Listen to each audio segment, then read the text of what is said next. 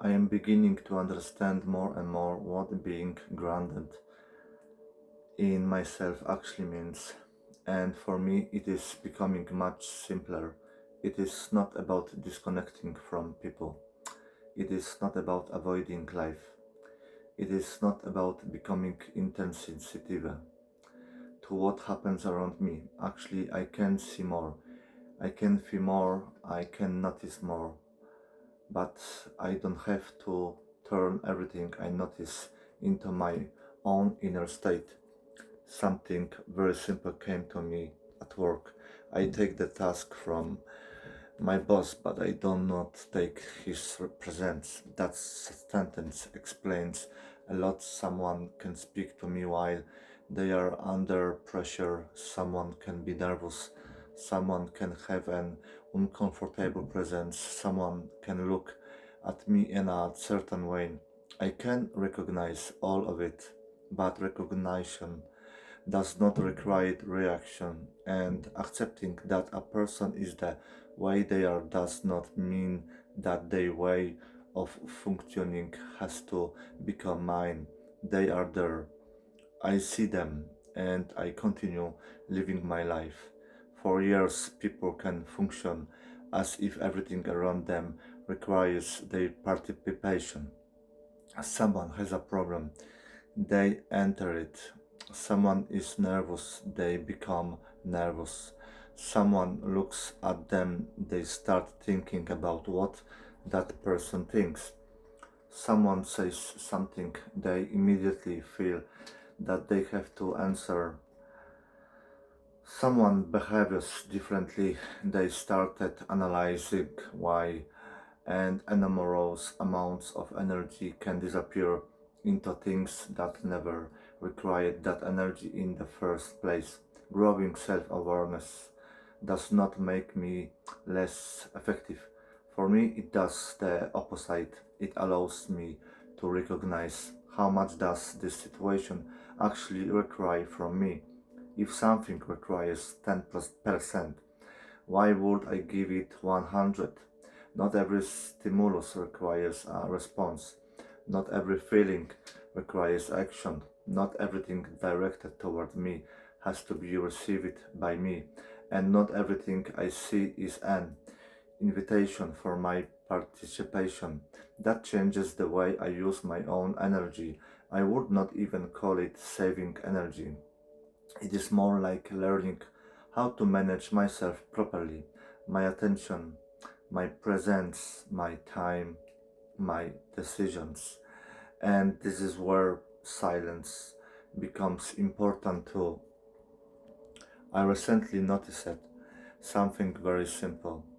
Something was beginning to come to me, a word, maybe a sentence, maybe a sequence. And then someone approached it with calm music playing. There was nothing wrong with the music. It was actually pleasant. But in that particular moment, it became a distraction that showed me something. A distraction does not have to be unpleasant. Even something beautiful can take you away from yourself if in that moment what you actually need is your own silence. Sometimes the message from within is simply, right now I need nothing, expect my own silence, and that is enough. It does not mean that music is bad. It does not mean that people are bad. It does not mean that sound has to disappear. Sound, music, thoughts, even my own voice can exist, but they have to be aligned with my present state. And this is also why I do not think presence can be controlled. How can you control a state that in itself in a realize from control? The moment I start checking, am I present? Am I doing this properly? How long can I maintain this? I have already created another layer. Presence does not need a supervisor. You can create space for it. You can reduce distraction. You can listen to yourself. But after that, you have to let it be. Give life space, surrender to your own presence. That does not mean becoming passive. It does not mean doing nothing. I still make decisions. I still work.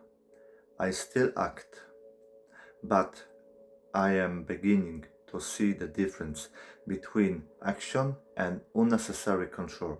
Even something as ordinary as a phone battery can show this.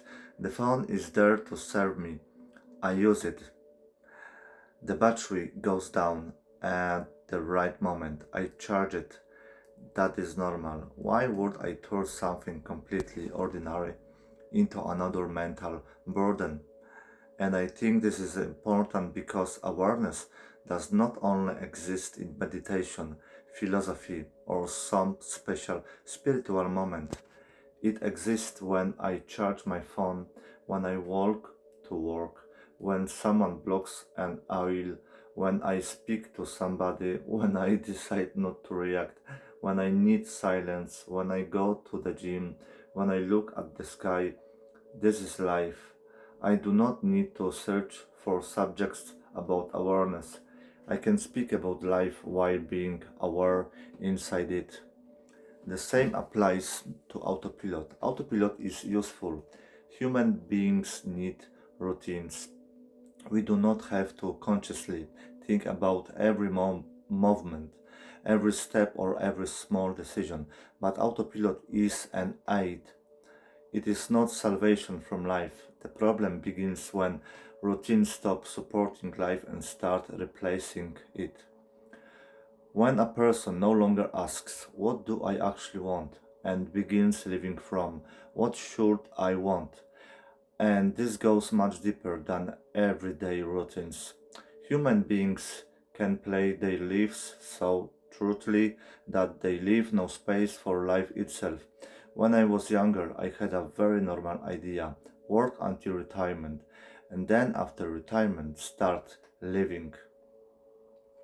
When I look at that today, I see something completely different. I had created a barrier inside my own life. Before this age, work, responsibility, survival. After this age, freedom. But who created that line? I did. And people do this in many different ways. By this age, I should have this. I am too old for that. First, I have to achieve this, then I can live. This is what adulthood looks like. This is what success looks like. This is what people like me are supposed to do. Some of these expectations come from family, some from school, some from society, some from culture, some from algorithms. But then we can also continue adding our own limitation on top of them, and after enough repetition and assumption begins to feel like reality. Assumption, repetition, habit, identity, limitation, and then we live inside something that we helped create ourselves.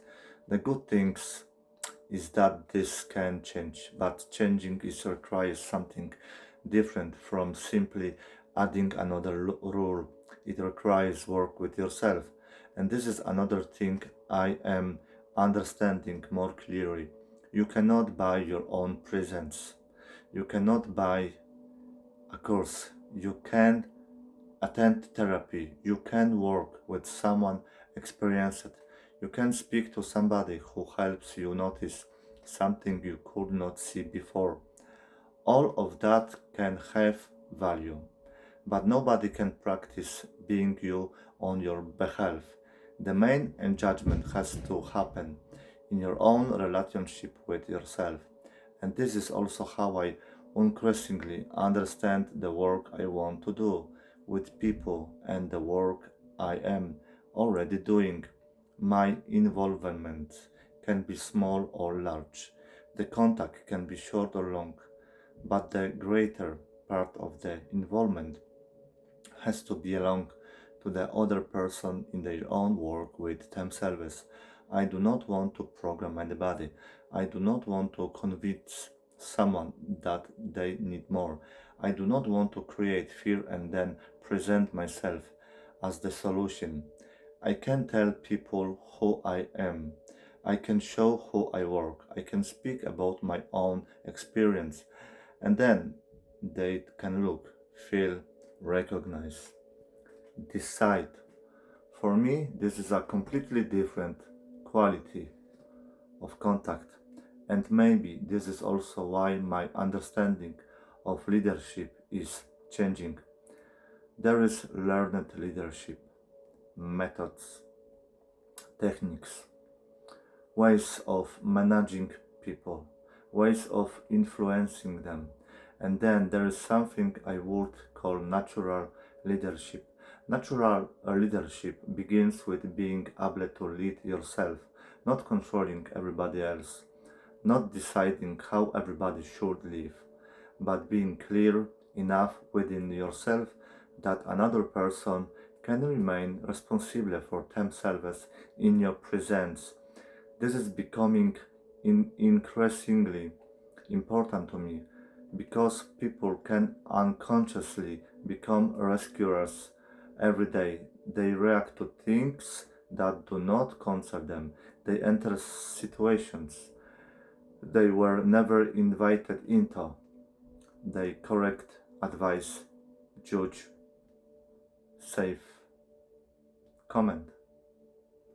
And sometimes the most appropriate response is simply, "This is not mine."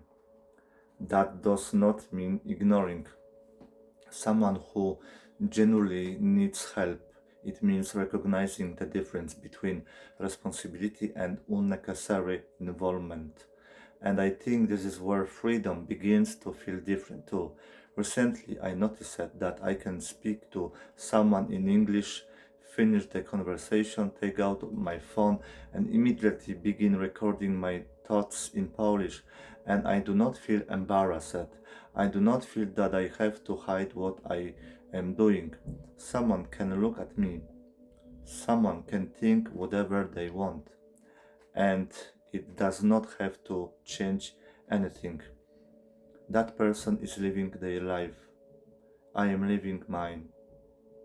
Their reaction to my life belongs primarily to them, and this is a kind of freedom that I value enormously. Not freedom from people, freedom to remain yourself around people. I also notice a change in the way I experience nature. There was a time when I spoke a lot to objects, trees, nature. Today I increasingly find myself simply being with nature, being with the space, and speaking more with myself. I do not need nature to answer me. I can just be there. I and hear myself. Maybe that is one of the biggest changes.